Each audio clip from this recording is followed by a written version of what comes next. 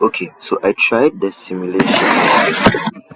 I used an old template that I had, and I realized that the moment I specified a constraint, or the moment I defined a constraint, and I tried a few other things, we're getting the same error again. So sometimes it could be the particular kind of optimization method being used. So if you are getting a lot of errors, right, and maybe it's not calculating something, it could be in the way it is trying to solve it. So what you can do is you can come to convergence, and with the convergence, let's say there are two of them. So let me, okay, so there's one major one here and there's one within another, right? So what you want to do is to go for the major one, not this one down here, because this one just gives you the values from whatever solving it has done. So you want to come to this one and then bring the drop down for options. Then you can come to defaults.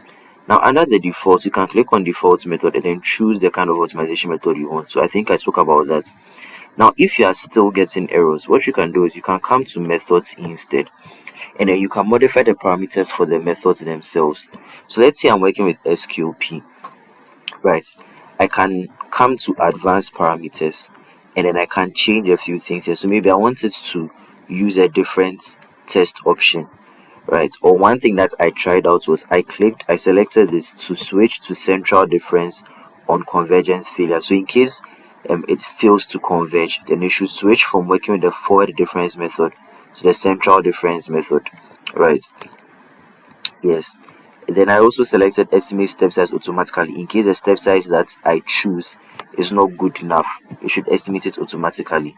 And then when I ran it, there were no errors this time. So it's the same thing as before. I changed it back from the BBQA to SQP because I wanted to see if I could get the SQP to work, the SQP method to work. And there were no errors this time.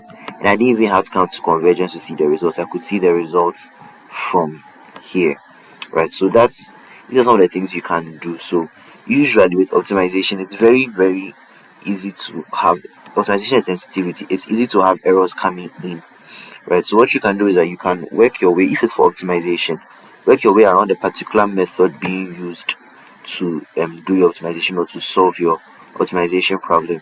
If you make changes to the method and none of the methods are helping you, then you can try modifying some of the parameters for the methods instead. So maybe you're even working with the BOBQA, you can come here and then you can decide to change a few things. If you want to increase the number of iterations and reduce any kind of tolerance you may see, anything of that sort, or even with the Newton parameters, you have advanced parameters here as well. So maybe you can decide to initialize, you can just play around with them. But then I think SQP is good enough for everything we need to do. You can consider first coming to advanced parameters and then choosing whether you want to work with the forward difference or the central difference. So I think yes, we can always check this so that it will switch it to the central difference if convergence fails. Yeah, so I think that's it. Okay, thank you very much.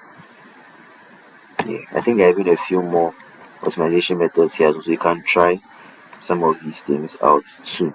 Okay, thank you very much.